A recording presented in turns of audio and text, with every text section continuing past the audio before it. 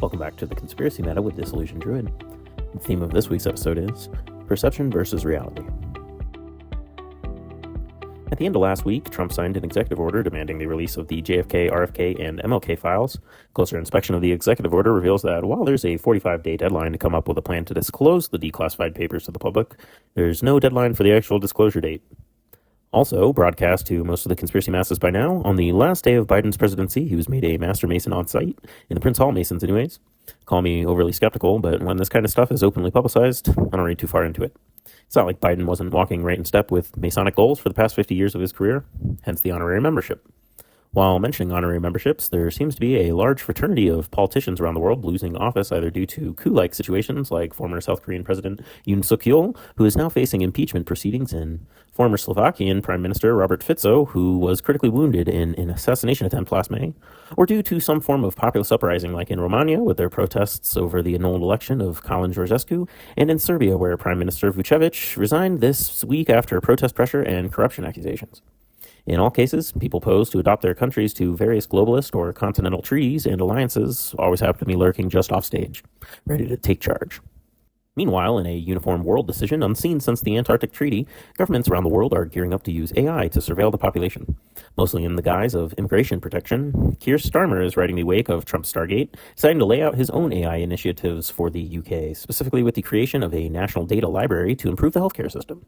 Read that as biometric surveillance. And speaking of biometric surveillance, Russia surpasses the West yet again, with Russian news trickling out this week that the state has been raiding underground gay clubs throughout the country and collecting DNA samples of LGBT people in preparation for what is believed to be a mass prosecution. The prosecution might be stalled due to redirected funds towards the continuing Ukraine kerfuffle that Putin voiced this week he has no intention of slowing down on.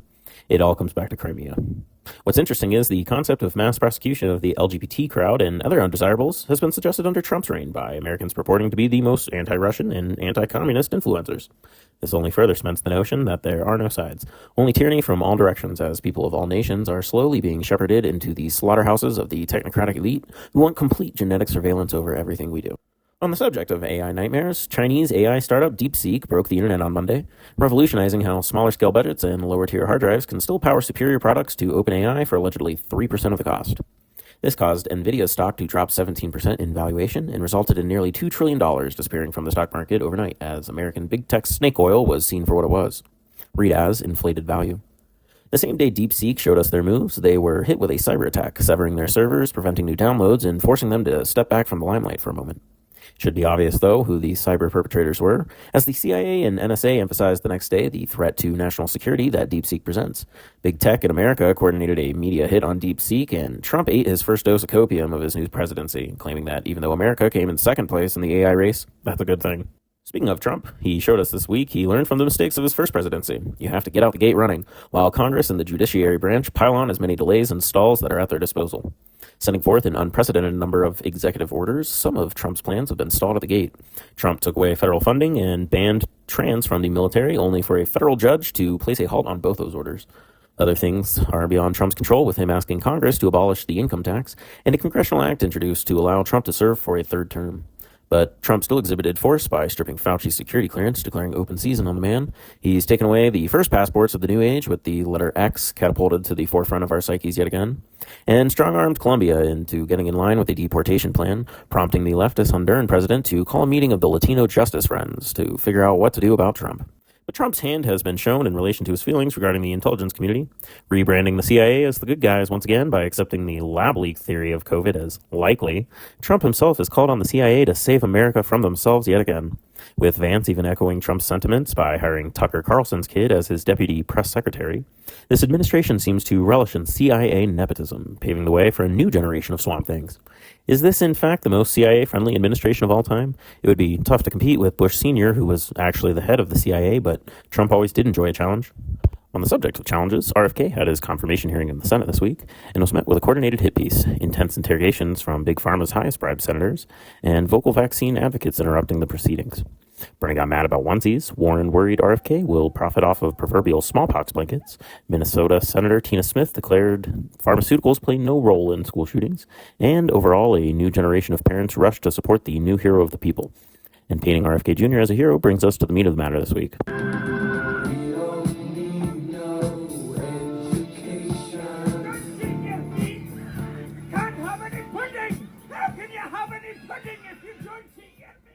RFK Jr., hero of the people or Illuminati bloodline heir. As far as I'm concerned, who the man is and what comes out of his mouth are completely different things.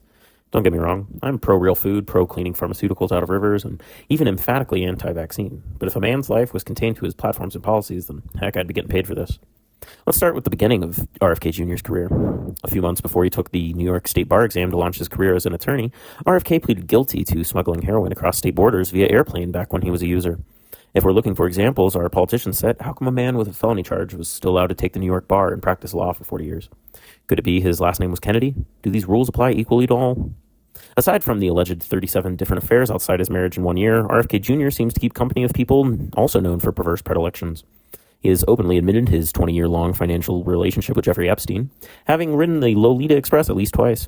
Here's RFK with his ex-wife he supposedly cheated on, talking to Jeffrey, and here's RFK and a few others you might recognize at one of Ghislaine Maxwell's famous New York parties. That ex-wife, by the way, committed suicide under circumstances that should at least raise a few eyebrows, for this isn't the only connection RFK has to the intelligence apparatus. Bobby III, RFK's son, married Amaryllis Fox, a known CIA field agent, and despite what people tell you, there's no such thing as an ex-CIA agent. It's one thing to let the CIA into your family, but it's another to let them run your presidential campaign and then potentially land them a job overseeing even more of the CIA. Draining the swamp? Yeah, right. But the more you dig in the Kennedy's private graveyard, the more it starts to resemble the Clintons' mausoleum in both size and contents. Back in 2017, Kennedy was a senior advisor to an investment firm called Highmore Group, who is involved in a corruption investigation into Venezuela's national oil company during Kennedy's tenure.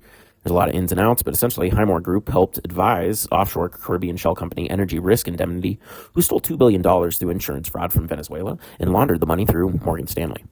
Kennedy's connection to the fraud and corruption may seem tenuous at best, but then again, who used Morgan Stanley for money laundering? Which individual? Which organization? And whose house was Kennedy seen at around his time at Highmore Group? I digress. We could spend hours investigating more of this, and I'm not even going to touch on the worm in his head, his sprawling Illuminati family connections, or his weird animal corpse photos and stories. I know many are advocates for Kennedy, believe that he's one shining light of hope left, but I implore all of you to consider it's already over. Even if confirmed, which I think he will be as of recording this, considering the timing of all these food recalls, what difference is RFK truly going to make besides serving as a symbol to rally opposition in? Trump has already greenlighted mRNA vaccines, obliterating half of RFK's platform, and Kennedy's number one assistant, the Deputy Secretary of the Human Health Services, Jim O'Neill, is a Peter Thiel crony who is interested in removing the guardrails for mRNA and gene therapy and supports genetically modified organisms, wiping out the other aspect of Kennedy's platform, clean food. Suffice it to say, RFK Jr. is simply another hero, another martyr provided to us from our overlords. And considering the company he keeps and his family history, while I agree with a lot of what the man says, the bloodline aristocracy is calling from inside the house on this one. If the CIA killed his father, why would RFK align himself with this administration in 100 years? 2 wings, 1 phoenix of Horus, folks. The Phoenix rules the land these days, igniting rebirth and new conflicts you couldn't have even imagined 20 years ago. Focusing in on Greenland and the Arctic Circle, the rhetoric behind incorporating Greenland into the pending North American alliance, France has volunteered to deploy troops to Greenland to help Denmark, and Denmark is actively bolstering their forces in the area in response to Trump. But is Trump in the wrong? Russia, who holds the most territory in the Arctic Circle, has set its crosshairs on the former Viking Valhalla, prompting Trump to sign an executive order proposing an American Iron Dome, which could theoretically extend to Greenland one day. One thing you can be sure of, we're inching closer to the maps being redrawn any day now. Wrapping up the week, the FBI held a large-scale multi-agency nuclear incident training exercise in upstate New York. You know, precisely where Governor Hochul and Big Tech have proposed placing nuclear-powered AI data centers. Training exercise, huh? They had pandemic preparedness training exercises a couple months before COVID, and other times actual covert activities have been enacted under the guise of training exercises. I guess we'll just have to wait and see what transpires in the months to come. If it's any comfort, I think nuclear is usually a stand-in for something else, something top secret, but what do I know? Coupled with Elon's space Tesla being mistaken for an impending asteroid collision and Musk being nominated for a Nobel Peace Prize, some kind of event is being coordinated through the airwaves. That's it for this week. Stay tuned for more AI updates as we inch ever closer to a virtual reality matrix Mark of the Beast. Ready Player One? For hell. Remember to like, follow, subscribe, share this video, and buy clips with people starving for someone with half a brain speaking out on these matters. Or if I inflamed you over RFK, please repost this video everywhere to show people how much of a schizo idiot I am. Choose your own adventure. Just make sure you share my content. Until next time, keep seeking truthers. You can find the answers you're looking for if you look hard enough.